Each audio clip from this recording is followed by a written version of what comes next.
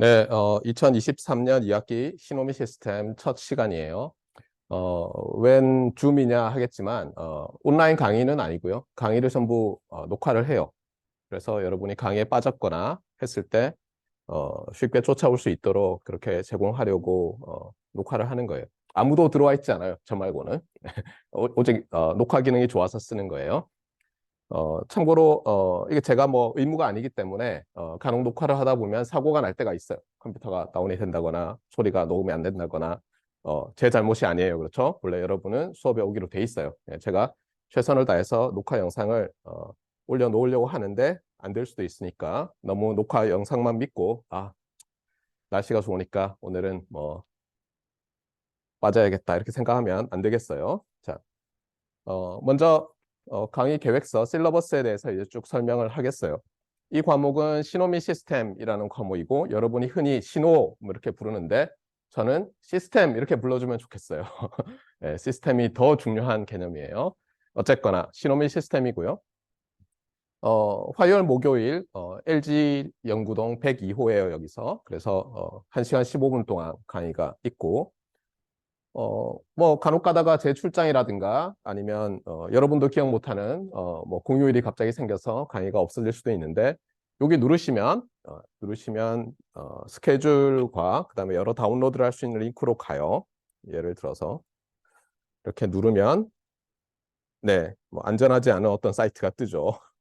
여기 가보면 이제 여기에 렉처 노트라고 돼 있는 거는 누르면 이제 그 PDF 파일들이 있어요. 예, 쭉 뜨고 여러분이 다 다운로드 받아서 가져오면 좋겠어요. 그 다음에 아마 여기다가 제가 이 PDF에 이제 뭐 제가 이렇게 쓰거든요, 편서를. 그걸 또 PDF로 만들어서 annotated PDF를 만들어서 매번 여기 올릴 거예요. 그래서 이게 클릭업을 하게 만들 거고.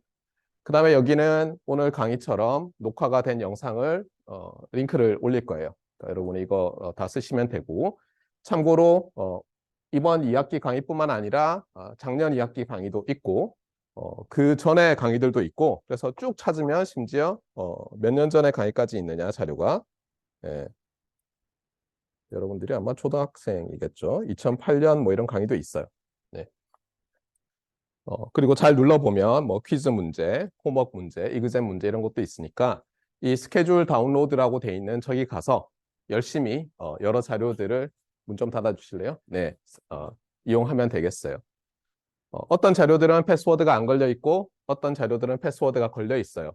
패스워드가 걸려 있을 때는 예를 들어서 이게 01이잖아요. 지금 여기 보이죠? 그렇죠? 01이면 ONE 이렇게 소문자로 입력하면 거의 열려요. 자, 한번 해볼까요? 이거는 영상이라서 바로 플레이가 되고요. 잠깐만, PDF 이건가요? 네. 이것도 안 걸어놓은 것 같아요. 그러니까 안 걸어놨으면 다행이고, 걸어놨으면 뭐 1번이면 ONE, 12번이면 TWEL, VE 뭐 이렇게 좀 오랜만에 그런 숫자들을 영어로 소문자로 전부 띄어쓰기 없이 타이핑하면 거의 열리니까 안 되면 저한테 이메일을 보내시면 돼요. 어떤 링크가 열리지 않는다. 매우 매우 풀이가 궁금하다. 답이 궁금하다. 그러면 저한테 이메일 보내면 되겠어요. 저는 조준호 교수고요. 오피스 아워는 수업 시작하기 한 15분 전에 제가 여기 와요. 오늘 좀 늦었지만. 그리고 끝나고 한 15분 정도는 여기 머무르니까 그때 열심히 질문을 하면 되고 또는 이제 뭐 언제 시간 되십니까? 뭐 이렇게 해서 저랑 약속을 해서 오피스 아워 레귤러하게 하지 않고 처리를 하겠어요. 이게 제가 10년 전쯤의 사진이고 많이 사갔어요, 지금은. 우리 TA가 여기 있고요. 예, 한범주 대학원생, 그 다음에 튜터가 있죠. 튜터, 그래서 신동환 학부생 이렇게 저희가 이 과목을 이끌어 가겠어요. 홈페이지는 여기 나와 있지만 뭐 cisl.postec.ac.kr에서 EC233인데 뭐 잘 찾아보세요. 그럼 여기에 뭐 어나운스먼트 링크도 있는데 누르면 PLMS 어나운스먼트로 연결이 될 거예요. 여러분 그 PLMS 시스템. 그다음에 뭐 홈워크 퀴즈 이런 거는 주로 PLMS에 있을 거예요. 주로. 그래서 우리가 두 개의 홈페이지가 있어요. 하나는 PLMS에 있는 홈페이지가 있고 여러분들 또 하나는 제 연구실 홈페이지에 있는 강의 홈페이지인데 조금 헷갈리긴 하겠지만 둘 다 열심히 이용을 하세요. 그리고 뭐 말했지만 렉처 리소스는 여기 스케줄 다운로드 누르면 다 있으니까 잘 다운로드 받도록 하세요. 그리고 저는 강의를 기본적으로 거의 다 녹화를 하고 다 올려놔요. 특히 최근에는. 그래서 여러분이 유튜브 가서 cisl.postec 이렇게 하면은 제 채널이 나오고요. 네, 아직도 1000명이 안 됐어요. 그렇죠? 예, 돈을 벌 수가 없어요. 룰은 알고 있죠, 그렇죠? 예, 뭐 1000명이 넘어야 되고 몇 시간 이상 플레이 돼야 되고, 예, 넘기 참 힘들 것 같아요. 은퇴할 때까지 넘을 수 있을까? 상당히 의문이 있어요. 자, 그래서 23년 2학기 영상은 여기 플레이리스트에 만들어 놨고요. 22년 2학기 영상도 있고 20년 2학기 영상도 있어요. 그래서 여러분이 그냥 뭐 이 느린 강의 듣기 싫다. 나는 유튜브 한국어 2배속에 익숙해 있다. 그러면 수업 시간에 그냥 조용히 작년 그리고 2년 전에 영상으로 그냥 공부하시면 되겠어요. 크게 다르지는 않을 거예요. 크게 내용 자체가. 물론 올해 제가 최선을 다해서 좀 잘 오가나이즈해서 강의를 하려고 할 거예요.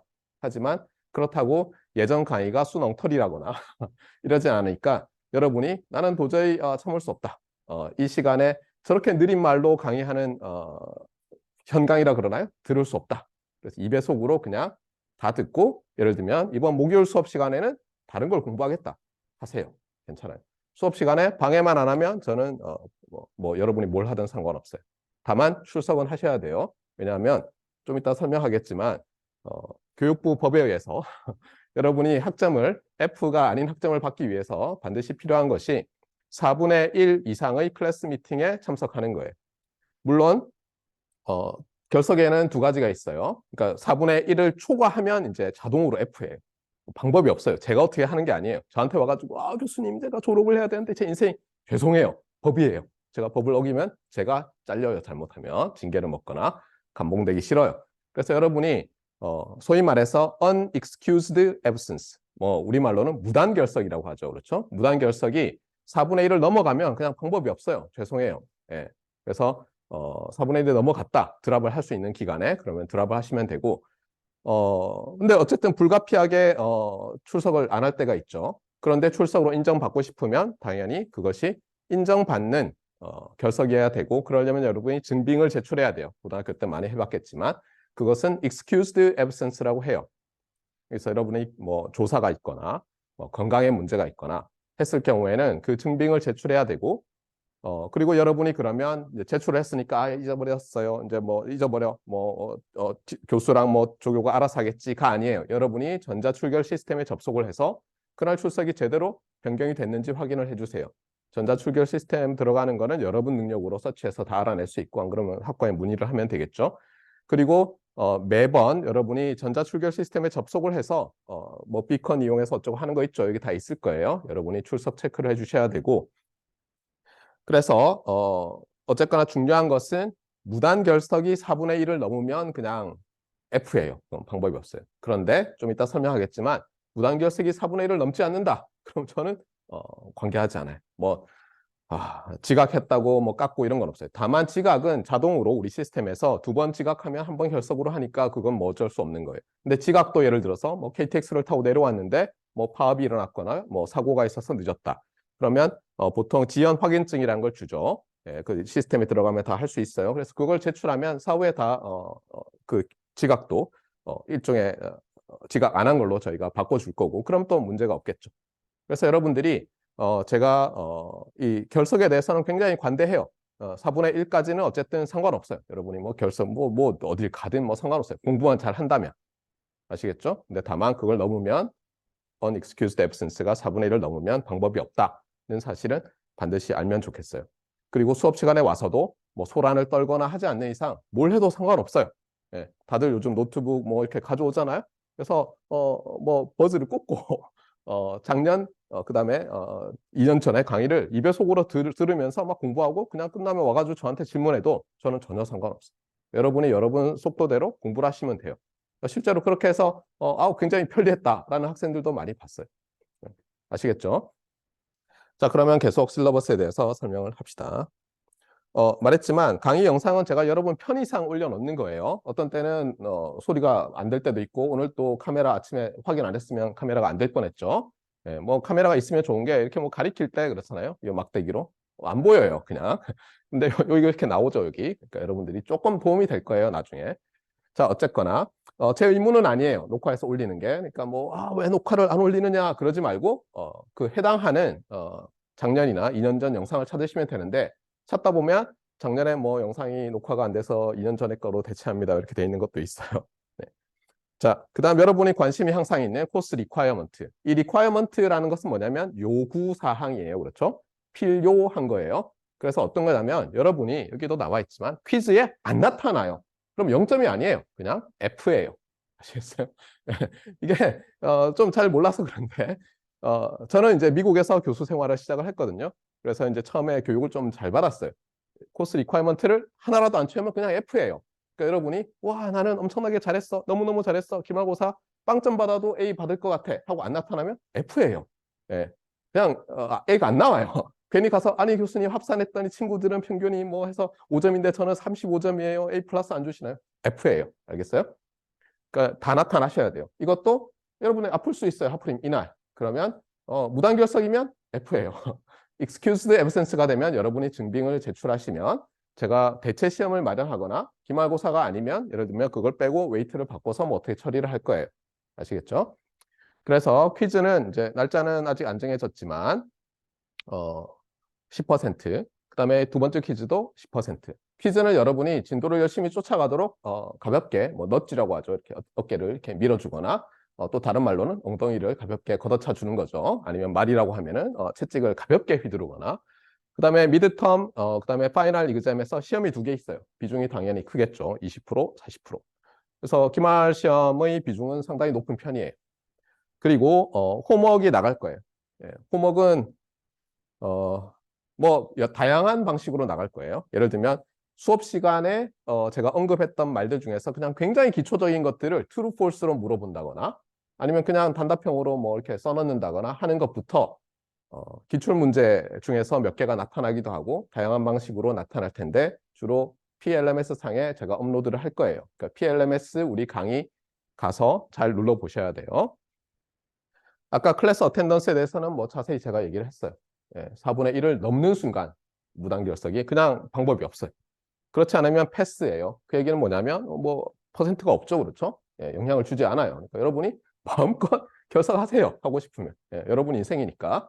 다만 예외는 없으니까 나중에 뭐라고 하지 마세요. 하지만 제가 이렇게 아무리 얘기해도 마지막에 꼭 나타나요. 안타깝게도 여러분 선배들이 항상 그래왔어요. 그래서 제가 오늘 같은 강의 영상 몇 분 몇 초 틀어보라 이렇게 얘기하면 그거는 알겠습니다. 이렇게 해서 졸업을 못하는 경우도 있으니까 조심하세요.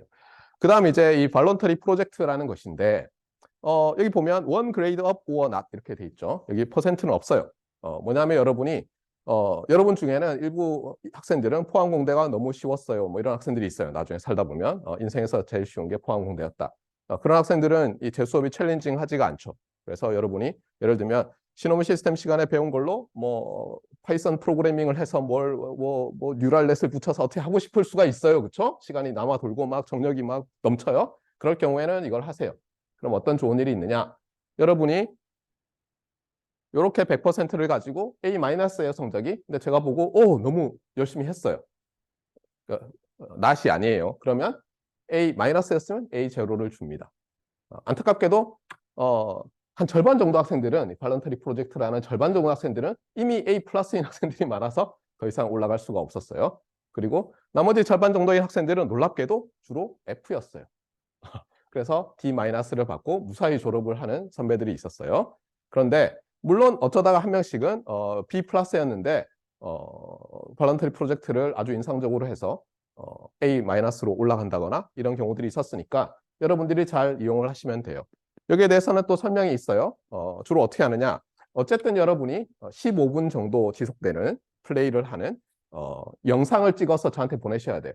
근데 뭐 여러분이 뭐 얼굴이 나타나야 되는 건 아니고 그냥 예를 들면 파워포인트로 한 30페이지 뭐 이렇게 26페이지 여러분이 한 거를 다 정리를 해서 만든 다음에 파워포인트에서 녹화하는 기능이 있죠. 아니면 그냥 여러분이 강의실에 와서 하면서 OBS 이런 걸로 녹화해도 되고 아니면 줌으로 해도 돼요. 여기 와서. 그 다음에 저한테 보내시면 돼요. 그거를. 그럼 제가 그걸 틀어보고, 물론 리포트랑 같이 프로그램이 소스 코드가 있으면 코드도 보내고, 이렇게 하면 제가 판단을 내릴 거예요. 그러면 이제 이런 걸 생각할 수 있죠. 아니, 내가 프로젝트를 안 하면 손해보는 게 아니냐. 그렇잖아요. 예. 그러면 결국은 저거 모든 사람이 다 해야 하는 거 아니냐. 이상한 제도다. 아니에요. 어떻게 되느냐면 이런 거예요. 이 100%를 가지고 웨이트를 쭉 주잖아요. 그래서 예를 들면 여러분 중에 A라는 학생이 있고, 여러분 중에 갑이라는 학생이 있고, 을이라는 학생이 있어요. 갑이라는 학생은 예를 들면 B 플러스고, 제가 이제 봤을 때, 을이라는 학생도 B 플러스예요.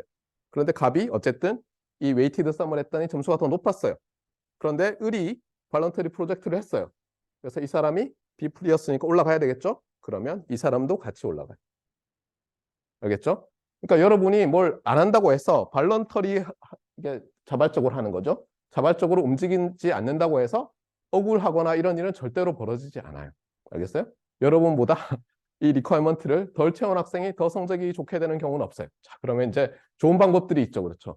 예, 여러분 친구 중에 여러분보다 성적이 낮을 것 같지만 하여튼 같은 그레이드가 나올 학생을 미리 예견을 해서 열심히 밥을 사주면서 발런터리 프로젝트를 하면 되지 않겠니? 해서 시켜서 이제 여러분 성적이 오르는 거지만 안타깝게도 제가 어디서 끊을지는 저도 몰라요, 지금. 그렇죠? 예. 그래서 이 발런터리 프로젝트를 하면 뭐 좋은 일들이 많이 생겨요. 그런데 이제 이 발런터리 프로젝트는 어떻게 해야 되느냐? 기말 시험을 보기 전까지, 알겠어요? 기말 시험을 보기 전까지 어떤 주제로 할지 저랑 상의가 돼서 제가 오케이, 그래, 이걸로 해라 라고 해야 돼요. 이렇게 안 하면 어떤 일이 생기느냐? 기말 시험을 보고 나서 갑자기 위기의식을 느껴요. 망쳤으니까 이제 해야겠다. 그러다 보면 이 학생 입장에서는 어쨌든 기말 시험이 끝나고 뭐 바쁘잖아요. 기숙사도 치우고 나가야 되는데 어쨌든 프로젝트를 하겠다고 정신없고 괴롭고, 하지만 제가 봤을 때는 완성도가 떨어지니까 뭐 안 올려주고 이러면 이제 서로 얼굴을 붉히게 되죠. 그래서 그런 일이 없도록 미리 알겠어요? 주로 제가 어떻게 하냐면 퀴즈 2가 이제 중간 시험 끝나고 전체 4분의 3쯤 되면은 보니까 그때쯤 되면 제가 계속 매일매일 수업 시간마다 발런터리 프로젝트 할 사람은 빨리 얘기해라 이렇게 얘기할 거예요. 그래서 지금부터 준비를 해도 되고 뭐 그때 한 중간 시험 정도 보고 나서 이 과목은 망했어. 어떻게든 살려야 해. 하면 이렇게 하세요. 아시겠죠? 네. 자세한 것은 계속 설명을 할 거예요. 자, 그 다음에 하나 빼먹었는데 그 다음에 이제 이 웨이트들을 보면 아마 뭐 일부 학생들은 이미 느끼고 있겠지만 저게 아니 뭐 시험을 잘 못 봤어요. 퀴즈 2까지. 그래서 기말고사 때 대역전을 해야겠다. 40%나 되니까. 죽자 사다 공부를 했는데 정신 나간 교수가 너무너무 쉽게 내서 다 점수가 100점이면 나는 망하는 거죠. 예, 그래서 그런 일이 없도록 저는 어떻게 하냐면은 예를 들면 퀴즈 1을 봐요, 여러분이 다. 그럼 그걸 G스코어로 바꿔요. G스코어가 뭔지는 알죠? 여러분의 평균과 표준 편차를 계산한 다음에 여러분이 원점수에서 평균을 뺀 다음에 표준 편차로 나누죠. 그러면 대체로 여러분의 분포가 한 마이너스 2에서 1.5 사이의 분포를 해요. 여러분 생각에는 안 그럴 것 같죠? 예, 아니 뭐 2 시그마 마이너스 2 시그마는 있는데 플러스 2 시그마는 제 경험으로 잘 없었어요. 여러분이 그 통계 시간에 고등학교 때 통계 시간에 요즘 잘 안 하지만 보면은 어떻게 돼요? 그 정규 분포로 가정한다면 2 시그마 바깥쪽에 있을 확률은 사실은 매우 낮죠. 여러분 정도 숫자면은 1.5 시그마 넘는 학생이 1명에서 2명 정도 나와요. 그런데 놀랍게도 퀴즈 1과 중간고사를 보면 마이너스 2 시그마 밑으로 나온 학생들이 한 2명 정도 나와요. 공부를 안 했다는 얘기예요. 그 학생들. 상대적으로 일반적인 포항공대생들에 비해서 이 수업에 너무나 적은 시간을 투입하면 그런 성적이 나오거든요. 그러면 이제 제가 주로 우리 조교들과 함께 원점수와 함께 Z스코어를 줄 거예요. 그래서 여러분이 딱 보고 내가 마이너스 2점대를 찍고 있다. 그러면 이제 여러분이 심각한 문제가 있는 거예요. 이 과목에. 여러분이 이 과목이랑 뭔가 적성이 안 맞을 수도 있고, 하지만 제가 발견한 대부분은 여러분이 충분한 노력을 하지 않았어요. 그런데 그 충분히 노력을 하지 않은 것이 여러분이 불성실해서인 경우도 간혹 있지만 많은 경우에 이 학기에 너무 많은 수업을 들어요. 또는 다른 과목에 너무 많은 시간을 투입하고 상대적으로 이 수업에 시간을 덜 투입해요. 한번 보세요, 여러분. 여러분의 지력은 다 비슷해요. 고등학교 때도 다 비슷하게 공부를 잘 했어요. 그래서 포항공대에 왔어요. 예, 아니라고 생각하면 재수, 그렇죠? 어떻게 들어왔어요? 근데 어쨌든 다 비슷해요. 그러면 차이는 어디서 나느냐? 결국 이 과목에 얼마나 많은 시간을 투입하느냐가 결정해요. 저는 포항공대 와서 친구들보다 뭐 수업도 특별히 많이 들은 것 같지 않은데 계속 성적이 낮아요. 그럼 제가 비법을 알려드릴게요. 당장 이번 학기에 들을 과목 중에서 한 과목을 드랍을 하세요. 그리고 그 과목에 투입할 시간을 다른 과목들에 나눠서 투입을 하세요. 그러면 올라가요. 예, 제가 실제로 산 증인이에요. 알겠어요? 제가 군대를 갔다 와서 수업을 들으면서 군대를 가기 전보다 한 학기에 평균 한 과목에서 두 과목을 덜 들었어요. 그랬더니 성적이 마구마구 올라갔어요. 제가 놀랄 정도로. 알겠어요? 그러니까 여러분들이 뭔가 대학에 와서 나는 고등학교 때는 내가 슈퍼맨이었는데 막 날아다녔어요. 그렇죠? 지구에 온 클립톤 행성의 사람들처럼 슈퍼맨 영화를 모르는 여러분 세대 미안해요. 아마 한 명도 못 알아듣고 있을 수도 있는데 막 날아다니다가 갑자기 클립톤 행성에 온 것처럼 포항에만 오면 뭔가 내가 힘이 빠지고 그렇죠? 후 불어도 얼지도 않고 막 눈 막 째려봐도 불이 안 붙고 막 이래요. 그렇죠? 왜 그러냐? 너무 많은 수업을 듣고 있어요. 줄여보세요. 줄이면 웬만하면 해결돼요. 안 되면 찾아오세요. 알겠어요? 자, 그래서 여러분께 해주고 싶은 말은 뭐냐? 이 과목은 어떤 학생들에게는 매우 어려울 수 있다. 제 경험으로. 알겠어요?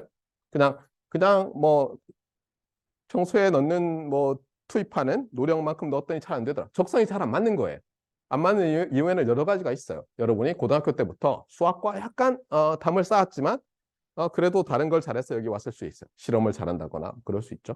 근데 안타깝게도 이 과목은 여러분이 익히 들어 알겠지만 일종의 수학 과목이에요. 좀 이따가 설명을 할 거예요. 그러다 보면 여러분이 수학이 뭔가 좀 부족하거나 이러면은 고생을 하게 돼요. 특히 제가 알게 된 사실은 뭐냐면 지난 몇 년 동안에 뭐 지난 30년간이라고 합시다. 여러분이랑 저랑 한 30살 차이가 나니까 우리나라 고등학교의 교과 과정이 굉장히 많이 빠졌어요. 중요한 것들이. 특히 지난 방학 중에 제가 뭐 문자로 보냈죠, 갑자기. 뭐 그런 경우가 오는 거 처음 봤을 거예요. 그렇죠? 예.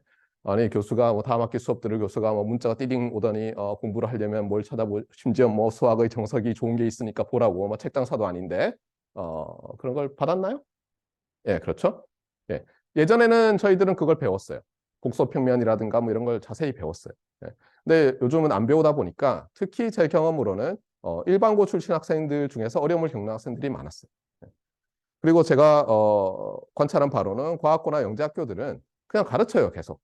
뭐 사실 대학교 과정도 가르치는데 제가 최근에 너무 놀랐어요. 뭐 알고는 있었는데 과학고나 영재학교에서 대학교 교재로 물리 수업을 한다는 건 알고는 있었는데 아무 교재로 수업하는 것과 거기서 좀 어려운 거 다 빼는 거랑은 뭐 똑같지 않잖아요. 그래서 저는 설마 전자기학 부분에 뭐 가우스 서피스를 만든 다음에 그 적분을 할 줄은 몰랐어요. 예, 그런데 여기도 몇 명 앉아 있겠지만 뭐 과학부에서는 그런 걸 막 하더라고요, 애들. 예, 그것도 고등학교 1학년들에게. 아직 일반고 학생들이라면 정상적인 선행학습을 하지는 않은 일반고 학생이라면 미분을 시작하지도 않았을 때 무슨 서피스 인테그랄을 하고 있어서 제가 우리나라 교육이 참 큰일이구나. 특히 일반고 학생들은 예전보다 배우는 게 훨씬 줄어들었는데 대학 와서 어떻게 하란 말이냐 이런 참 안타까운 생각이 들었어요. 그래서 여러분에게 보냈죠. 그렇죠? 조금이라도 공부를 해놔라. 그리고 대비를 해라. 어쨌든 여러분이 좀 힘들 수도 있어요. 와서 상담을 많이 하도록 하세요. 아카데믹 디스어니스티에 대해서는 뭐 얘기를 할 텐데 저는 시험을 최대한 시간을 많이 줘요. 여러분이 시간에 쫓겨서 못 풀었다 이런 일은 없도록 하려고 해왔어요. 그런데 안타깝게도 코비드 사태 때문에 뭐 줌으로 심지어 시험을 보고 이런 시절이 있었죠. 그래서 잠깐 좀 시험을 짧게 봤는데 저는 그렇게 하지 않아요. 주로 저녁 시간에 여러분들이 거의 비는 저녁 시간 하나 잡아서 한 7시부터 보기 시작해요. 그래서 이제 조교들한테 얘기해서 보통 한 10시경에 마치지만 학생들이 더 달라고 하면 더 줘요. 웬만하면. 더 주고 했는데 전설적인 학생이 하나 있었어요. 남궁호라는 학생이 있었는데 이 학생이 다음날 8시까지인가 했어요. 예, 13시간 몇 분을 해서 아주 훌륭한 학생이었어요. 예. 성적이 너무 나빠서 학사 경고를 받고는 군대를 갔다 왔는데 갔다 와서 이제 정신을 차렸어요. 예. 그리고 당연히 과목 수도 적게 들으면서 엄청난 시간을 투입을 하더니 뭐 너무 잘하는 거예요. 그래서 제가 꼬드겼어요. 야, 너는 여기 있을 애가 아니다. 여러분도 많이 들었죠, 그런 거 초등학교 때. 뭐 학원 다니면 너는 여기 있을 애가 아니다. 그래서 여기 있을 애가 아니니까 공부를 열심히 해서 유학을 가라 그랬더니 유학요? 제가 무슨 유학이에요? 그래서 제가 막 부추겼어요. 그렇죠? 그랬더니 여기는 뭐 어학원이 없죠. 해커스 어학원 포항 지점 못 들었죠. 그렇죠? 그래서 그 친구가 목요일 금요일 수업이 없을 때는 목요일 저녁이 되니까 서울로 가더라고요. 그래서 금, 토, 일 해가지고 월요일 아침이나 일요일 밤에 다시 포항을 내려와요. 그러니까 거기 서울에 있으면서 다행히 뭐 아는 사람이 있고 뭐 있고 해가지고 뭐 학원을 열심히 다니더니 예, 존스 홉킨스 대학 의과대학에 MD는 아니고 PhD 과정으로 갔어요. 그래서 바이오 메디컬 뭐 엔지니어링, 바이오 일렉트로 미케니컬 뭐 이런 거 하든 해서 박사를 받았어요. 예, 지금 미국에 살고 있는 걸로 알고 있어요. 예, 여러분도 할 수 있어요. 예, 여러분 중에서는 막 군대 갔다 와서 복학한 학생도 있을 텐데 과연 내가 잘할 수 있을까? 예, 잘했잖아요, 여러분 한때 그렇죠? 예, 그리고 열심히 한번 여러분 해보는 것도 저는 여러분 인생에 내가 정말 열심히 해봤는데 되더라라든가 아니면 정말 열심히 했는데도 안 되더라라는 경험은 해야지. 뭐 복학에서도 그냥 복학하기 전처럼 살았더니 뭐 내가 잘하는 사람인지 아닌지도 모르고 나이가 50이에요. 그러면 안 되잖아요. 그렇죠? 여러분 인생은 한 번뿐이니까. 상담을 원하면 제가 지도 교수가 아니라도 언제든 해줄 테니까 언제든 연락을 하세요. 자, 이제 수업과 관련된 부분으로 점점 들어가겠어요. 자, 교과서는 놀랍게도 굉장히 오래된 교과서예요. 참고로 이게 2판이고 이게 1판이에요. 저는 1판으로 배웠어요. 이게 제가 대학교 3학년 때 저희는 3학년 1학기 수업이었어요. 그리고 많은 학교가 3학년 1학기 수업으로 돼 있는데 포항공대 전자전기공학과는 이걸 쭉쭉쭉 내려서 2학년 1학기까지 내려놨어요. 뭐 충분히 가능하다 이렇게 보고. 그런데 최근에 좀 걱정이 되기 시작했어요. 이 복소수, 복소평면, 뭐 복소함수 이런 것에 대한 여러분 지식이 좀 많이 부족해지고 있어서. 예, 그런데 이 책의 출판 연도가 이제 좀 마음에 안 드는 학생이 있을 거예요. 그리고 심지어 얼마 전에 한 작년쯤이죠. 대통령께서 이공계 교수들을 비판하면서 아니 30년 전의 책으로 한다. 그런데 딱 보니까 딱딱 제가 그 교수예요. 그렇죠? 30년 전의 책으로 하고 있어요. 자, 거기에 대해서 이제 저는 할 말이 있어요. 자, 여러분이 사용한 미적분학 책이 있어요. 그렇죠? 물론 포항공대는 포항대 교수님이 쓴 책으로 하는지 모르겠지만 그 토마스의 캘큘러스라는 책은 알고 있죠. 토마스 캘큘러스라는. 그 토마스 캘큘러스가 우리나라 대학에 처음 들어와서 사용되기 시작한 게 몇 년도일 것 같아요. 여러분이 몇 판으로 봤죠? 혹시 본 학생이 있어요? 예. 참고로 저희 아버지께서 저보다 34살이 많으세요. 예. 37년생이세요. 대학교 때 토마스의 캘큘러스로 배우셨어요.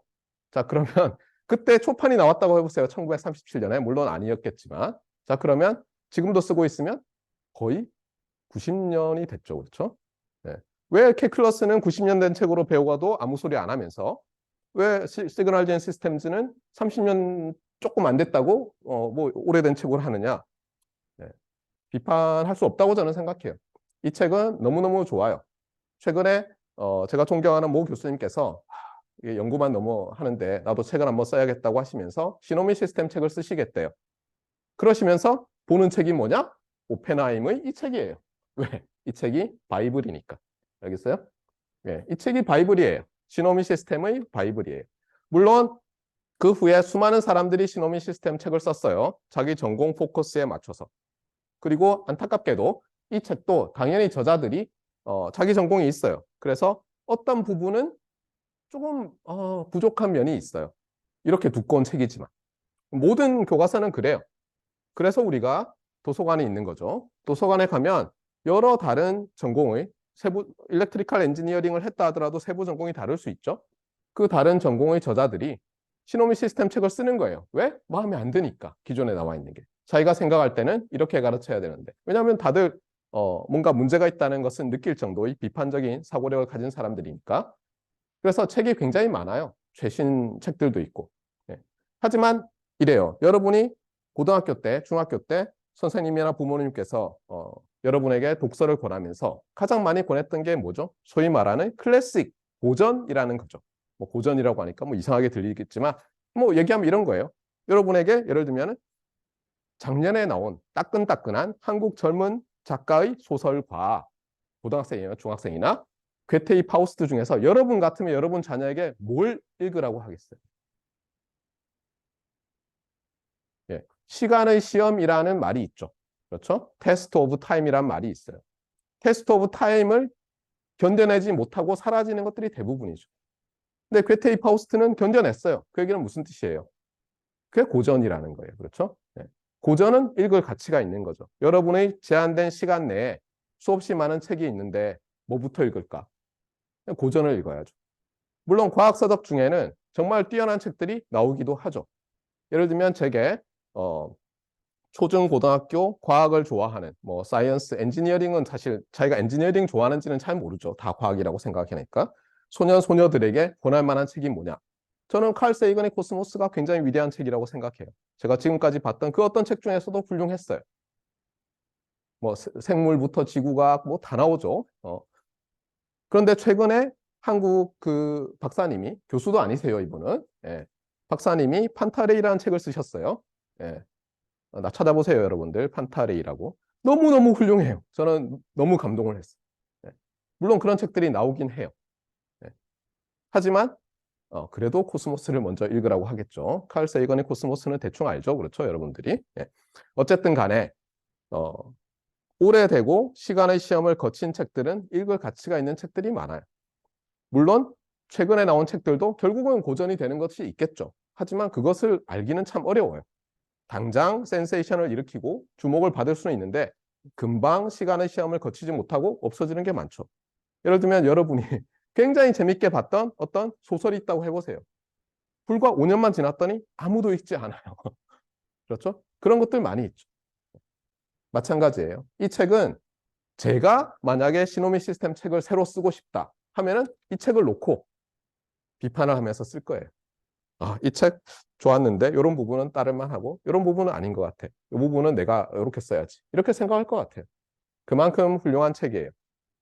자, 그렇게 실컷 얘기하면 여러분이 그러겠죠. 책을 구하기 어렵다. 뭐 제가 어둠의 경로가 있다는 사실을 다 알고 있죠. 그렇죠? 예, 여러분이 알아서 구하세요. 사든 뭐 어떻게 하든. 다만 이제 숙제가 나갈 때 조금 조심해야 될 것이 여기 보면 예, 에디션이 중요해요. 어떤 때는 보면 뭐 인터내셔널 에디션 이런 것도 있는데 그러면 문제가 번호가 약간 다를 수 있거든요. 그러니까 여러분들이 ISBN 넘버 이런 걸 좀 확인을 하셔야 돼요. 그러니까 나중에 뭐 이상하다 싶으면 얘기를 하세요. 그 다음에 어떤 학생들은 이 고등학교 우리가 수학이나 물리 이런 공부를 할 때 항상 어때요? 좋은 자습서가 있었죠. 예. 그 자습서의 특징은 뭐예요? 문제가 있고, 그렇죠? 설명도 있지만 문제가 있고, 좋은 문제가 상세한 풀이가 있고 답이 있죠. 그러면 이제 여러분이 풀어놓고는 맞춰보는 거예요. 그러면서 스스로 이거 틀렸구나. 왜 틀렸지? 자세히 보고. 이렇게 생각해야 되는 거예요. 그런데 안타깝게도 여러분이 대학 와서 봤던 많은 책들은 어떻습니까? 그런 게 없죠. 예, 물론 이제 기초 과목들은 있어요. 기초 과목들은. 다행히도 이 과목도 일종의 기초 과목이라서 그 여러분이 좀 들어서 알 그 샤움 시리즈에 시그널 젠 시스템즈가 있어요. 샤움즈 뭐 온라인 아웃라인 오브 시그널 젠 시스템즈. 이것도 95년에 나왔는데 우리 학교 그 시스템에서 라이브러리 시스템 들어가면 이북으로도 볼 수 있어요. 예전에는 그래서 여기서도 몇 페이지 몇 번 이렇게 홈워크를 낸 적이 있으니까 여러분이 도서관에 이북 접속해서 찾아보는 경험을 아무도 안 하진 않았겠죠. 네. 그러면 여러분이 한번 할 수 있게 제가 여기서 숙제를 낼게요. 샤움 몇 페이지 몇 번을 풀어보라. 그다음에 또 하나는 이제 이 헤이킨이라는 분의 시그널 젠 시스템즈를 여러분 친구들이나 뭐 선배들이나 후배들, 지나갑게 들은 학생들 중에서 어떤 분반은 이걸 썼을 수도 있어요. 교수님들마다 다르니까. 근데 저는 이 책이 얇아서 좋기는 한데 이 헤이킨이란 분이 쓴 스타일을 좋아하지는 않아요. 그렇게. 예. 그래서 교과서로 쓰지는 않았어요. 자, 그러면 이 과목의 프리레퀴짓, 소위 미리 요구되는 건 뭐냐? 프리레퀴짓을 시스템에 걸지는 않았어요. 걸면은 이제 여러분이 저 수업을 안 들었으면 이 수업이 등록이 안 되는데 다 없앴어요. 그런데 어쨌든 캘큘러스나 선형대수를 좀 알아야 되겠고 미분 방정식도 좀 알면 편해요. 제가 미분 방정식을 풀라고는 하지 않을 거예요. 아니요, 풀라고 할 거예요. 생각해 보니까. 그런데 그 미분 방정식 책에 있는 그 5만 이상한 미분 방정식들 중에서 매우 쉬운 녀석, 예, Linear Constant Coefficient Differential Equation이라는 것만 여기서는 다뤄요. 매우 쉬워요. 여러분 해보면 알겠지만 회로 시간에도 회로 이론 시간에도 했을 거예요. 그래서 라플라스 트랜스폼이 좀 나오고 매우 쉬워요. 뭐 그런 것만 주로 할 거니까 너무 부담 가질 필요 없고. 네. 그 다음에 이제 코스의 오브젝티브는 이제 점점 코스에 대해서 얘기하죠. 여러분이 말 그대로 이 과목에서 일렉트리컬 엔지니어링 이 브랜치에서 말하는 신호 시스템이라는 그 개념이 무엇이냐에 대해서 배우는 것. 그리고 그 중에서 특히 기초가 되는 매우 간단한 하지만 매우 중요한 선형 시스템들에 대해서 배우게 되겠어요. 그래서 신호 시스템의 개념에 대해서 학습하고, 개념에 대해서 학습한다는 게 무슨 뜻인지 정확히 모르는 학생도 있겠지만 개념을 알게 되고, 그 다음에 우리가 엔지니어로서 하는 게 크게 두 개예요. 하나는 시스템을 분석하는 거고, 하나는 시스템을 디자인하는 거예요. 내가 만들 때는 디자인하는 게 필요하고, 만들어진 시스템을 향상시키거나 할 때는 분석하는 게 필요하죠. 네, 그래서 분석하는 방법과 디자인하는 방법에 대해서 배우고, 또 하나는 여러분이 지금은 디지털 신호 처리의 시대죠. 컴퓨터 또는 전자회로 전기 시스템을 통해서 신호를 처리하는데 디지털 신호 처리를 하기 때문에 소위 말해서 이 과목에서 배우는 Continuous Time Signal을 다루지 않고 많은 경우에 소위 Discrete Time Signal이나 벡터 시그널을 다루게 되는데, 그러려면은 그 변환하는 게 필요해요. 뭐 아날로그 투 디지털 컨버터 또는 거꾸로는 디지털 투 아날로그 컨버터라고 하는데, 그런 것들을 수학적으로 어떻게 모델링하고, 그러면 실제로는 아날로그에서 처리를 해야 되는 건데 디지털 프로세싱을 하려고 하면 어떤 점이 다르고, 따라서 동일하게 하려면 어떤 프로세싱을 해야 되는지에 대해서 또 배워요. 그래서 매우 기초적인 것들에 대해서 배우고 나면 여러분이 예를 들어서 이 과목이 끝나고 나서 정보통신공학개론이라든가 아니면 자동제어라든가 아니면 또 어떤 게 있을까요? 네, 레이더, 뭐 신호처리 이런 것들 들어가면은 비슷비슷하게 계속 이 신호 및 시스템 시간에 배운 개념들이 나오면서 점점 확장이 되어 가는 거예요. 아시겠죠? 자, 그리고 이제 코스 아웃라인인데 여기 있는 번호들은 우리 교과서의 챕터 넘버인데 잘 보면 여기 1, 2, 3, 4, 5, 6 잘 가다가 7, 8, 9, 10이 아니라 9, 10, 7, 8 이렇게 돼 있는데 그 이유는 당연히 제가 오펜하임 책의 순서를 싫어하기 때문이에요. 네.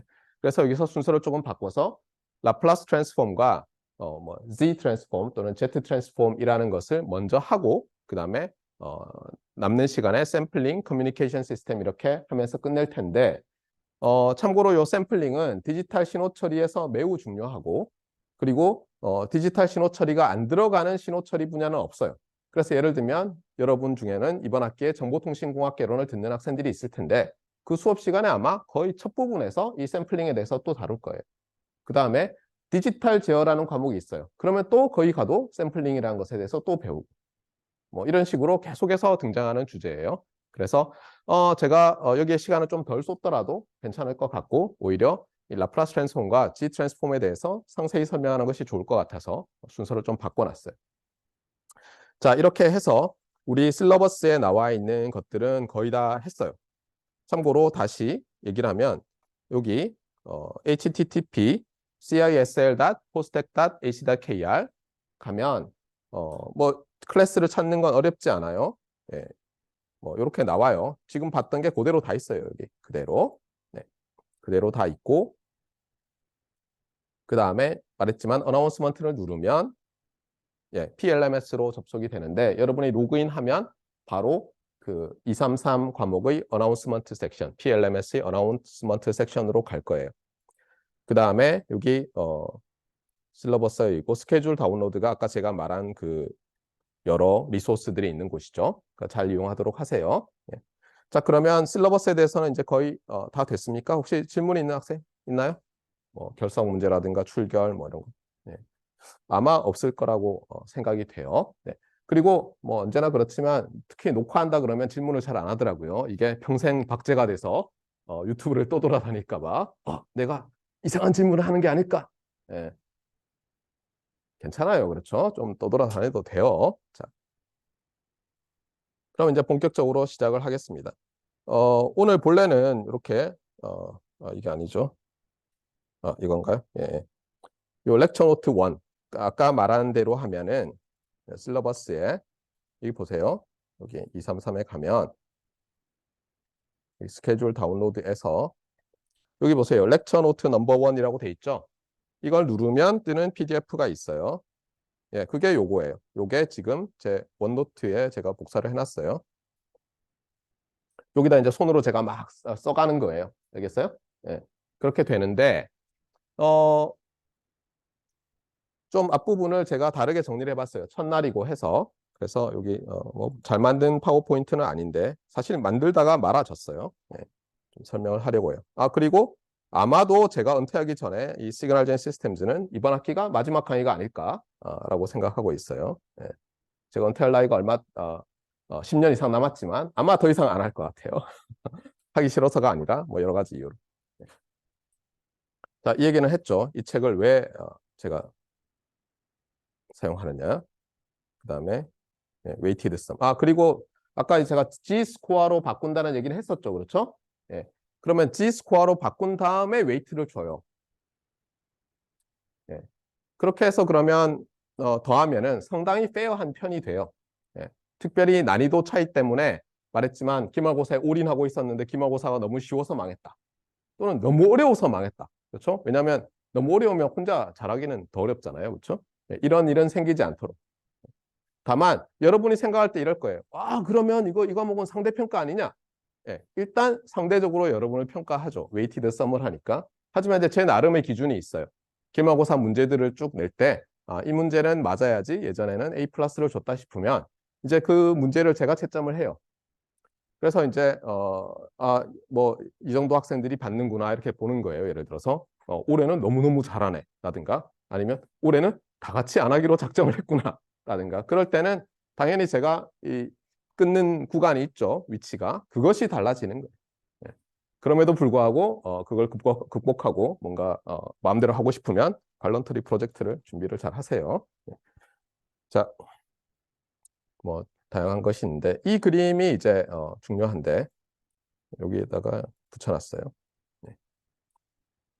자, 이 그림이 뭐예요? 이게 어디 있는 무슨 그림이에요? 예. 이게 뭐 맨하탄에 있는 그 상동이 빌딩은 아니죠. 이게 말레이시아의 쿠알라룸푸르에 있는 페트로나스 트윈 타워라는 거예요. 예. 멋지죠, 그렇죠? 예, 한번 가보고 싶어요. 말레이시아에서 컨퍼런스가 있는데 올해 한번 가볼까 이런 생각도 있어요. 이걸 보기 위해서라도. 예. 자, 여기 보면은 여기 브릿지가 하나 있어요. 여기 연결하는 브릿지가. 두 타워가 있는데 뭐 아주 고층에다 연결해 놓진 않고 그래도 이게 아마 높이가 뭐 딱 보니까 30층을 훨씬 넘죠. 그렇죠? 예. 거기에 이렇게 연결하는 브릿지가 있어요. 그리고 예전에 저 건물이 지어지고 얼마 안 됐을 때 영화가 또 하나 나왔었죠. 여러분은 모르겠지만 션 코넬이랑 무슨 제타 존즈라는 여배우, 그러니까 남자 배우, 여자 배우가 나와서 무슨 첩보물 비슷한 영화를 찍었어요. 007까지는 아니었는데 아직 기억이 나요. 아주 재밌는 영화였어요. 자, 이것을 왜 얘기하느냐? 여기 자세히 보시면 다리가 갑자기 많아졌죠. 이건 그냥 제가 하나씩 하나씩 카피해서 페이스트해서 붙인 거예요. 옛날에 한 8년, 9년 됐어요. 브릿지가 굉장히 많아요. 왜 이런 얘기를 하느냐? 이게 일렉트리컬 엔지니어링. 네, 일렉트리컬 엔지니어링은 크게 보면 두 개의 큰 빌딩이 있어요. 그리고 무수한 브릿지들이 연결되어 있어요. 자, 그러면 어떤 일이 발생할까요? 여러분이 이제 일렉트리컬 엔지니어가 되잖아요. 그러면 결국은 라이프를 주로 이 건물이나 주로 저 건물에서 보내게 될 거예요. 물론 항상 건물 안에서만 있지는 않아요. 어떤 경우에는 막 브릿지를 통해서 저쪽으로 넘어가야 돼. 하지만 쉽게 말하면 이것도 이제 화이트 라이죠. 아주 쉽게 하기 위해서 네. 둘 중에 한 건물을 여러분은 선택하게 돼요. 이것이 무엇이냐면 오른쪽 건물은 어떤 수학적인, 논리적인 뭐 이런 뭐 알고리즘이라든가 펑션이라든가 이런 걸 쓰면 좋은 일이 일어나느냐예요. 그러니까 예를 들면 이런 거예요. 제가 예를 들어서 핸드폰을 만들어서 저 멀리 있는 사람에게 무선 핸드폰을 만들어서 뭐 통신을 하고 싶어요. 그럼 어떻게 해야 되겠어요? 제일 먼저. 뭘 어떻게 해야 되겠어요? 제 음성을 그렇잖아요. 이 음파를 전기신호로 바꿔야 되겠죠. 근데 그거는 바꿀 수 있다고 해요, 저는. 근데 그 다음에 얘를 어떻게 멀리 보내고 싶어요. 어떻게 보내죠? 지금 우리가 주로 전파를 쓰죠. 그러면 일렉트로마그네틱 웨이브에다가 곱해볼까? 그래서 곱했다고 합시다. 곱해서 멀리 멀리 보내요. 그럼 쫙 퍼져나가죠. 그렇죠? 지금도 막 퍼져나가고 있는 게 눈에 안 보이죠. 안타깝게도. 근데 멀리 퍼져나가요. 그럼 저 멀리서 안테나를 가지고 그 일렉트로마그네틱 웨이브를 좀 이렇게 조금이라도 빼내죠. 그렇죠? 그다음에 막 증폭을 해요. 그다음에 어떻게 해요? 거기서 음성 신호를 분리해내는데 이렇게 얘기하면 여러분이 무슨 소리입니까? 할지 모르지만 매우 쉬워요. 그래서 제가 한번 여기 써보겠어요. 자, 여러분의 잠깐 이건 또 뭡니까? 아, 제가 아까 펜을 예, 확인을 안 했네요. 아, 큰일이에요. 글씨를 쓸 수가 없어요. 예. 뭘 건드렸을까요? 제가 오늘 아침에 와가지고 이 펜이 작동하는 걸 보고 갔거든요. 근데 저 카메라를 새로 설치하시다가 펜이 날아가 버렸어요. 자, 이걸 해결하는 법을 아는 학생 있나요?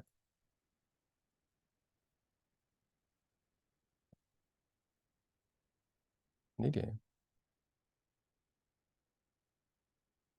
자, 여기에 뭐가 있었던 것 같은데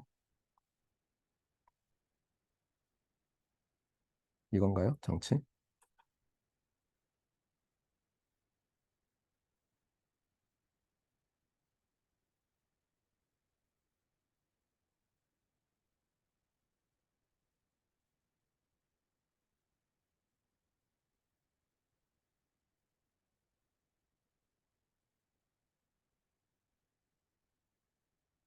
큰일인데요.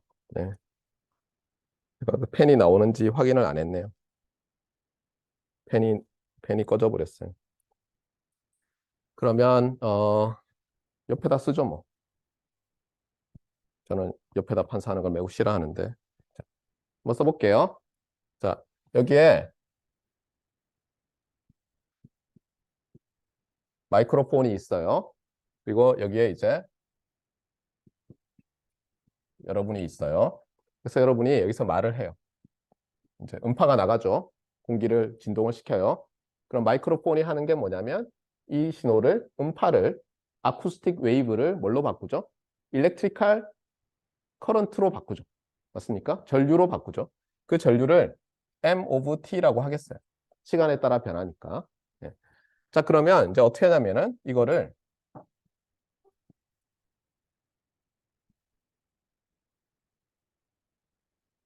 어떤 시간의 코사인 함수인 어떤 전류 시그널. 여러분 실험할 때도 봤죠. 그렇죠? 이렇게 톤 시그널 있잖아요. 그럼 곱해요.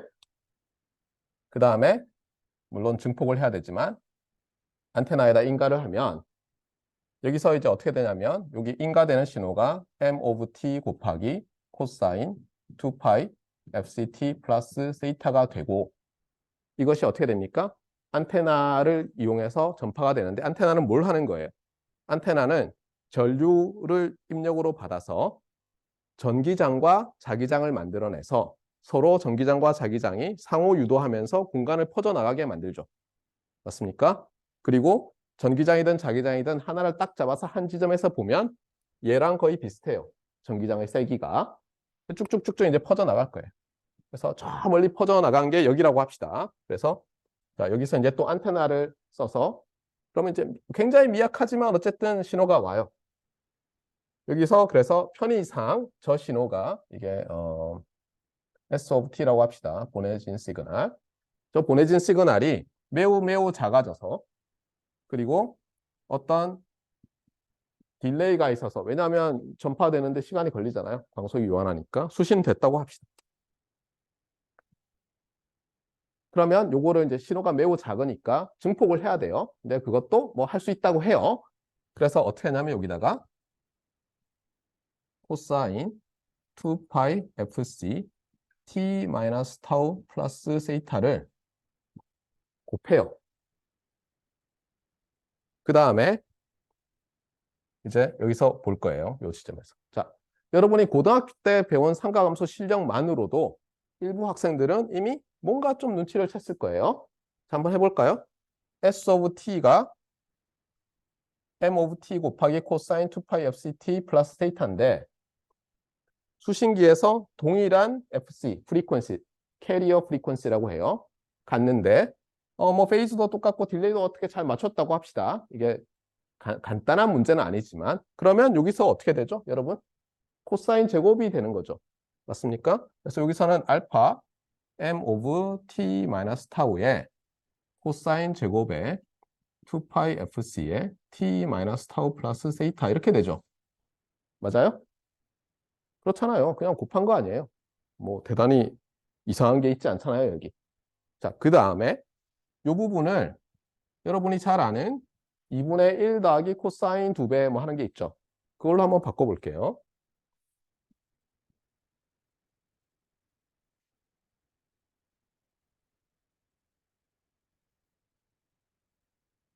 자, 이렇게 바꿨어요. 자, 그 다음에 전개를 해요. 이거 곱하기 2분의 1과 맞아요? 그 다음에 이거 곱하기 2분의 코사인 2파이 fc인데 이거 사실 2를 안쪽으로 넣으면 여기가 2배가 되죠. 여기도 2배가 돼요. 맞아요? 그러니까 뭐냐면 이 코사인은 예를 들어서 1초에 fc번 진동을 하는데 이 녀석은 어떻게 돼요? 1초에 2배의 fc번 진동하는 더 빨리 진동하는 어떤 녀석이죠. 자, 그런데 여기서 만약에 우리가 여기다가 어떤 장치를 하나 달아서 굉장히 빠르게 진동하는 녀석 성분만 없앨 수 있다고 해보세요. 그럼 여기 뭐가 나올까요? 여기서 2분의 알파에 mt-타우가 나오죠. 이게 뭐예요? 이 사람이 말했던 거 아니에요? 그러니까 음성 신호를 복원할 수 있어요. 이런 간단한 수학으로도. 무슨 말인지 알겠어요? 이게 사실은 여러분이 정보통신공학 개론에서 배울 아날로그 AM 모듈레이션의 기본이에요. 앰플리튜드 모듈레이션. 물론 저것보다 좀 달라요. 여러 가지 복잡한 게 있어요. 실제로 하려면. 그런데 제가 하고 싶은 말은 뭐냐면 어떤 수학적인 오퍼레이션을 순서대로 수행하고 만약 어떤 기능을 하는 게 있다고 가정하면 어떤 일을 할 수 있어요, 우리가? 음성 신호를 저 멀리 있는 사람에게 전달할 수 있는 거예요. 이런 일을 하는, 즉 어떤 수학적인 논리적인 알고리즘이나 연산을 잘 하고 뭐 오물딱조물딱 하면 좋은 일이 생기도록 하는 그런 아이디어를 하는 사람들이 오른쪽 건물에 있어요. 수학을 바탕으로 하고 확률 이론을 바탕으로 하고 뭐 이런 거죠. 그런데 여기서 한번 보세요. 제가 쉽게 말을 했지만 제가 이 지식을 가지고 3000년 전으로 갔다고 합시다. 자, 음성 신호를 전기 신호로 바꾸려면 마이크로폰이란 걸 만들어야 되는데 3000년 전의 뭐 재료 기술이나 뭐 이런 걸로 만들 수 있겠어요? 좋아요. 그러면 100년 전으로 돌아갔어요. 200년이라고 합시다. 200년 전에는 AM 라디오가 없었으니까. 요건 어떻게 만들었다고 해봐요. 그때는 좀 발달했으니까. 자, 그래서 바꿨어요. 아주 미약한 신호를. 그런데 이거는 뭐예요, 이게? 이게 말했지만 1초당 FC 번, 저게 뭐 반드시 정수는 아니지만 진동하는 코사인 함수죠.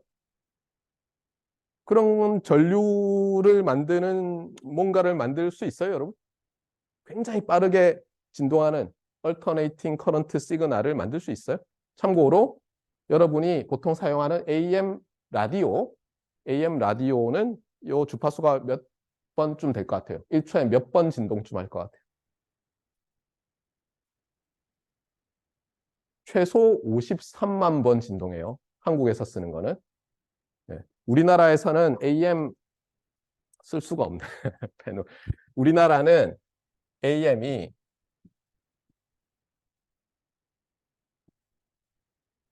킬로헤르츠는 단위가 뭔지 알죠? 네. 초당 1000번 킬로헤르츠죠. 근데 535킬로헤르츠니까 1000만 10만이잖아요. 53만 5천 번 진동하는 거고 얘는 뭐예요? 1000만, 10만, 100만, 160만 5천 번 진동하는 거. 자, 저렇게 진동하는 거를 만들 수 있어요?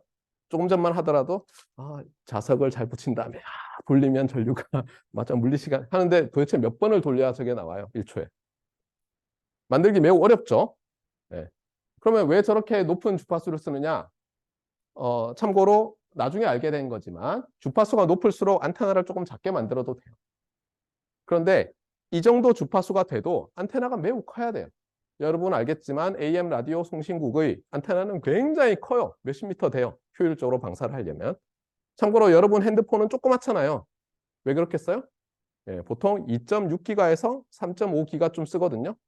무슨 뜻이에요, 그러면? 1초에 몇 번 진동하는 오실레이터가 들어있어요? 3.5기가. 기가면 10의 9승이죠. 10의 8승이 100만이잖아요. 맞아요? 8승이 100만인가요? 6승이 100만인가요? 그렇죠? 예, 도대체 몇 번이에요? 예? 10의 9승번 진동하는 게 들어있는데 계산을 잘 해보면 3GHz 정도 되면 파장이 10cm쯤 되니까 보통 파장의 길이와 안테나 사이즈가 비슷하면 방사가 잘 돼요. 그러니까 여러분 핸드폰은 딱 적당한 사이즈죠. 그렇죠?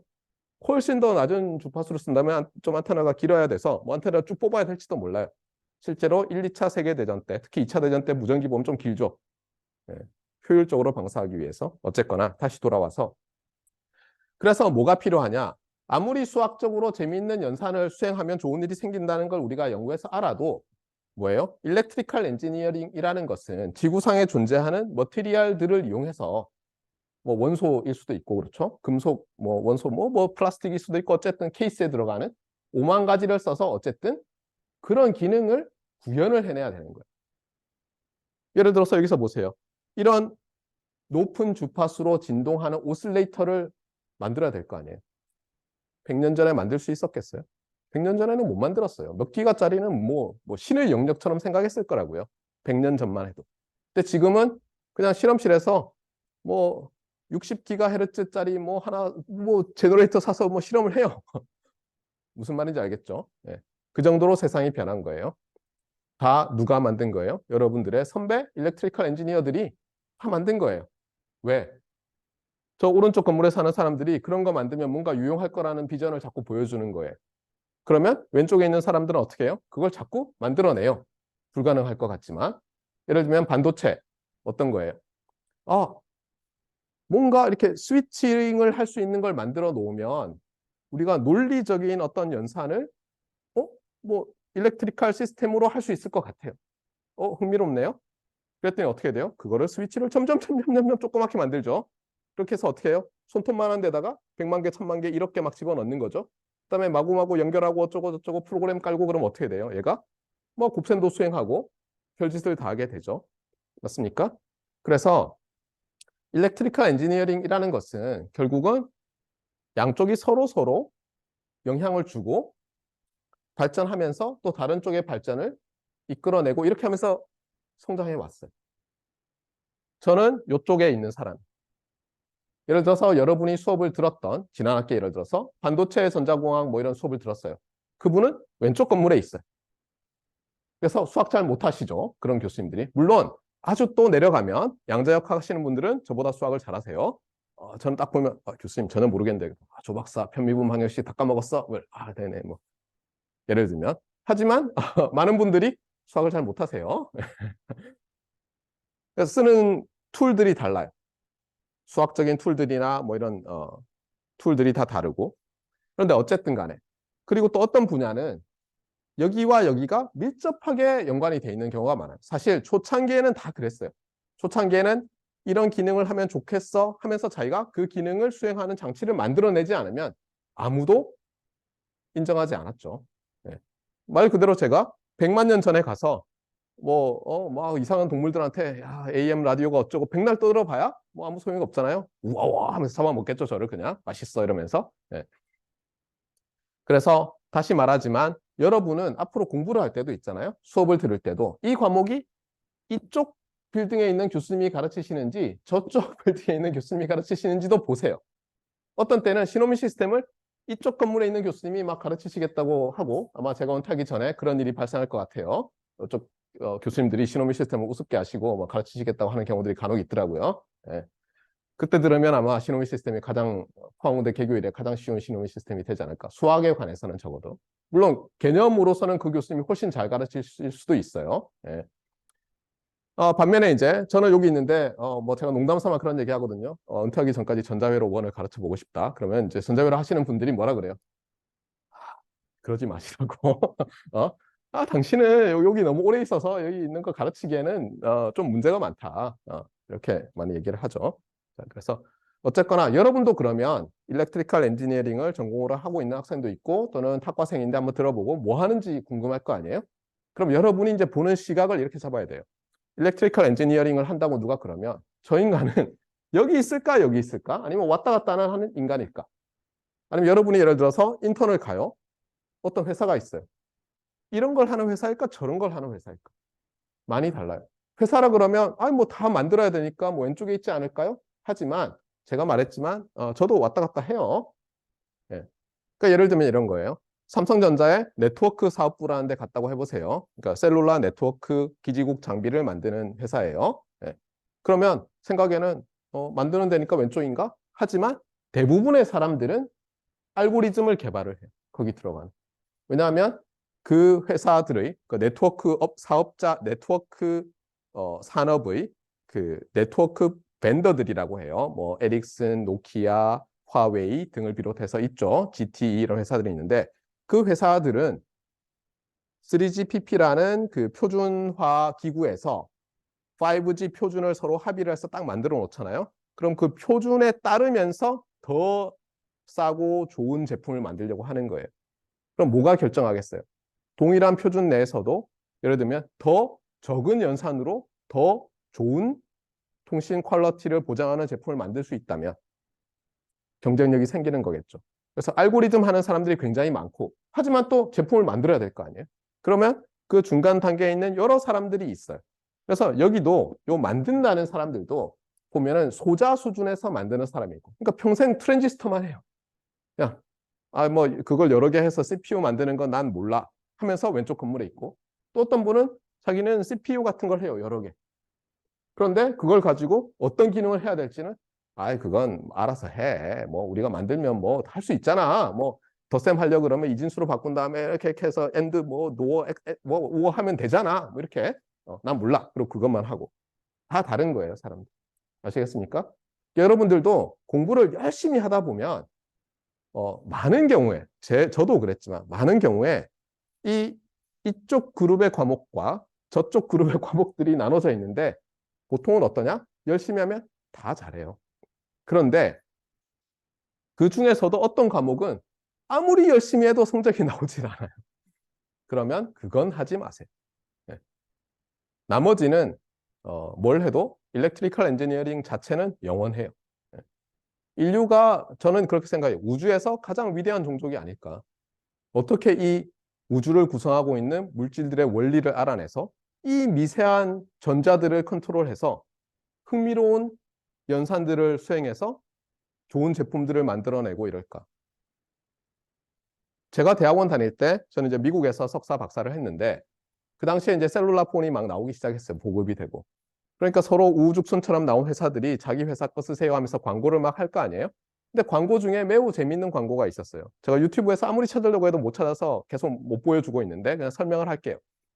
뉴욕 맨하탄이에요. 사람들이 바쁘게 막 셀룰라 폰으로 전화하면서 막 그래 뭐 어떻게 해 하면서 막 걸어가고 있어요. 그런데 비행 접시가 하나 착륙해요. 맨하탄에. 쫙 내려오는데 아무도 쳐다보지 않아요. 일단 다 바빠가지고. 그게 일단 웃겼고. 맨하탄에 딱 내리더니 이제 보통 비행 접시가 발이 있으면 이렇게 쫙 계단에 에스컬레이터 같은 게 뭐 나오잖아요. 그러면서 이렇게 얼굴은 이렇게 돼 있고 뭐 이렇게 외계인 있죠. 흔히 보는 토이스토리에 나오는 그 외계인 인형 있잖아요. 이렇게 모르나요, 여러분들? 하여튼 그렇게 생긴 놈들이 둘이 나와가지고는 이제 지구에 드디어 왔어. 내가 익스플로어하고는 교신을 할게. 알았어. 그러는데 핸드폰이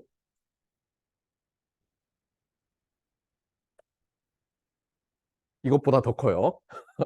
그래서 이만한 걸 들고는 알았어 이러면서 다니기 시작해요. 그러다가 좀 다니니까 안 돼가지고 막 툭툭 치고는 막 비행 접시가 바로 저기 있는데 뭐 짜증나 이러고 있는데 지구인들은 어때요? 매우 우아하게 조그만 핸드폰을 들고 멋지게 통화하면서 텍스트도 날리고 그러고 가면서 그냥 이러고 있어요. 네. 저는 그 광고가 너무너무 인상적이었어요. 저는 실제로 그럴 거라고 믿어 의심치 않아요. 네. 우주에 있는 생명이 어딘가 있겠죠. 대부분은 잘 발전해봤자 뭐 벨로시랩터 수준 아니겠어요? 그냥 우아우아 하면서 잡아먹고 우리처럼 언어를 만들고 문명을 만들고 뭐 원자의 구조와 뭐 이런 전자기학의 원리를 찾아내고 그걸 제품으로 만들고 이런 문명이 과연 있을까요? 저는 없을 거라고 생각해요. 따라서 여러분이 괜히 외계인을 만날 꿈은 꾸지 마세요. 만나봤자 아메바예요. 제 생각에. 외계인 그랬더니 아메바. 자, 어쨌거나 다시 돌아와서 제가 이제 이 화면을 작년 강의에도 아마 첫날 했을 거예요. 둘째 날까지도 했고. 왜냐하면 이게 여러분 중에서는 이제 제가 실러버스 쭉 훑는 거 보고는 맞아. 이제 이 과목은 안 들어야겠어. 좋았어. 이걸로 끝. 하는 학생도 있을 텐데 그래도 뭔가 건져가는 건 있어야 되잖아요. 그래서 제가 작년에도 첫날 이 얘기를 했고 올해도 하고 있어요. 일렉트리컬 엔지니어링은 크게 둘로 나뉜다. 물론 이제 또 이 안에서도 어때요? 서로 다른 층은 또 다 다른 걸 하고 있어요. 이 건물의 제일 밑에는 물리인지 화학인지 구별이 안 가요. 실제로. 아니라고 생각할 수 있겠지만 제가 예전에 삼성 반도체에 한번 톡을 하러 딱 한 번 갔어요. 반도체에는. 제가 통신 전공인데. 그런데 톡을 하는데 설명을 하는데 뭔가 분위기가 안 좋아요. 느낄 수 있죠. 그렇죠? 못 알아듣고 있어요. 그래서 제가 손을 들어보라고 했어요. 이 중에서 학부 때 전자전기공학을 하신 분 손 들어보라니까 거의 없는 거예요. 하필이면 그 부서는 한 30명 넘었는데. 물었어요. 그럼 어디 나오셨죠? 네, 물리학과, 화학과, 화공과, 재료과 이런 데 나오셨어요. 무슨 얘기인지 알겠죠? 네. 이쪽으로 가면 구별이 되지 않아요, 실제로. 여러분 친구 중에 예를 들면 나는 뭔가 포항공대와 포스코가 관련이 있는 것 같아서 금속이 너무너무 어릴 때부터 반짝거리는 금속이 좋아서 포항공대 왔어 해가지고 재료공학을 하는 친구가 있을 수 있어요. 그래서 여러분이 열심히 예를 들면 반도체를 공부했어요, 전자과에서. 그러서 나중에 딱 취직했더니 그 친구랑 같이 만났네. 이럴 수도 있어요.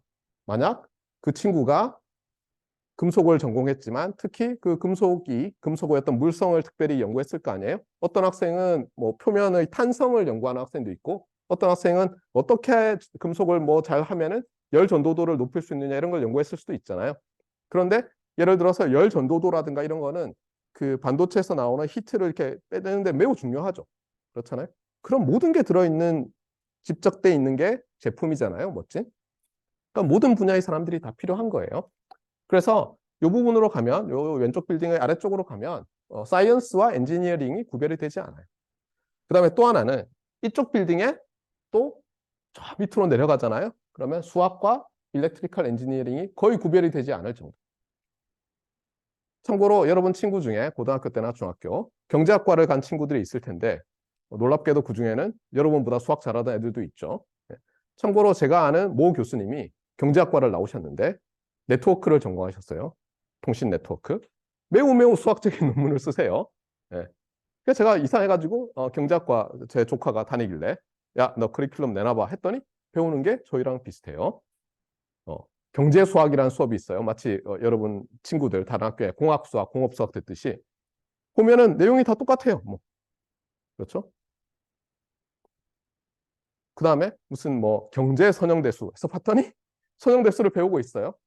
어, 경제 통계학 해서 봤더니 우리 확률 및 랜덤 프로세스 수업 같은 걸 막 듣고 있어요. 다르지 않아요. 그렇죠? 네. 예전에 여러분들 선배 있잖아요. 일렉트리컬 엔지니어링 선배들 중에서 이쪽 건물에 있던 사람들 중에서 많은 사람이 퀀트가 됐어요. 퀀트. 퀀트가 뭔지 알죠? 그렇죠? 은행에서 또는 투자은행에서 금융상품을 디자인하고 뭐 투자를 하고 이런 걸 하는 거죠. 디자인하는 사람들. 왜 그러냐? 일렉트리컬 엔지니어링 커리큘럼을 보면 확률 및 랜덤 프로세스를 가르쳐요. 옛날부터 가르쳤어요. 제가 학부 때도 배웠고 저희 선배들도 배웠어요. 그런데 놀랍게도 확률 및 랜덤 프로세스에 관련된 그러니까 통계적인 어떤 추론을 배우는 학과들이 많지 않았어요. 그런 상황에서 대한민국의 금융산업이 커지기 시작하는데 뭐 수학과 사람들만으로 할 수는 없잖아요. 그래서 예전에 여의도에 퀀트들 중에서 그래서 심지어 책을 썼어요. 알기 쉬운 뭐 금융공학 뭐 이런 거 있잖아요. 저자 양력 그러면 뭐 한다는 소리가 포항공과대학교 전자전기공학과 뭐 이러고 있어요. 네. 무슨 말인지 알겠어요? 그래서 이쪽은 수학을 기반으로 어떤 논리적, 수학적 오퍼레이션들을 하면 재밌는 일이 생길까? 여기 보세요. 다 고등학교 때 배운 수학의 일부일 뿐이잖아요. 그런데 만약에 이런 로컬 오실레이터라고 해요. 오실레이터를 만들 수 있고 그 다음에 전류 두 개를 곱하는 어떤 장치를 만들 수 있고 이거 어떻게 만들죠? 근데? 여러분들 더하는 건 해봤죠? 회로 시간에 OPM프를 쓰면 뭐 전류 뭐 더하고 이런 거 배웠잖아요. 그렇죠? 안 배웠어요? 회로 이론 수업 안 들었나요? 예, 찾아보세요. 오퍼레이셔널 앰플리파이어 쓰면은 덧셈도 돼요. 예. 곱셈은 잘 모르겠어요. 근데 잘 보면 제 기억에 아마 곱셈은 안 배웠을지 몰라도 미분 방정식 푸는 거 이런 거는 배웠죠. OPMF 써서 적분하고 미분하고 이런 거. 또 어쨌든 곱셈을 해요. 그 다음에 사실 이 신호가 퍼져나가면 어때요? 여기서 받으면 굉장히 약하겠죠. 예를 들면 이런 거예요. 여기다가 제가 한 1와트 정도를 가해요. 1와트 여기다가 초당 1줄로 이제 에너지를 가하는 거예요. 몇 초당. 그러면 이제 퍼져나갈 거 아니에요. 그런데 여러분도 알겠지만 이 안테나가 뭐 이게 안테나라고 합시다. 이게 뭐 표면적이 얼마 돼요? 얼마 안 되잖아요. 그러면 이 구 모양으로 쫙 퍼져나갈 텐데 그중에 아주 미세한 거를 1km, 2km 떨어져서 받을 거 아니에요. 그러면 여기서 몇 와트로 수신될 것 같아요? 대충 한 1, 2km 떨어져 있으면.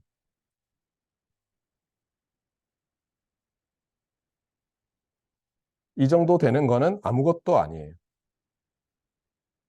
10의 마이너스 8승 와트 이런 거는 뭐 흔히 일어나는 일이에요. 흔히. 그러면 여러분이 오실로스코프 같은 걸로 안테나 끝에다가 딱 찍으면 보면 뭐가 보이겠어요? 안 보여요. 그래서 어떻게 합니까? 증폭기라는 걸 만들어요. 여러분이 뭐 회로 이론 시간에도 증폭기 이런 얘기 들어봤고 이미 전자회로 듣고 이 과목을 재수강하는 학생들은 알겠지만 증폭기를 달아요. 로우 노이즈 앰플리파이어라는 걸 만들어요.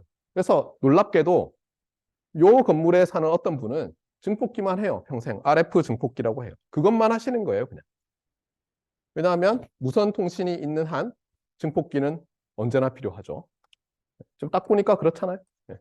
어떤 사람은 여기 나중에 알겠지만 여기 필터도 있거든요. 필터만 해요. 그런 분들도 있어요. 네.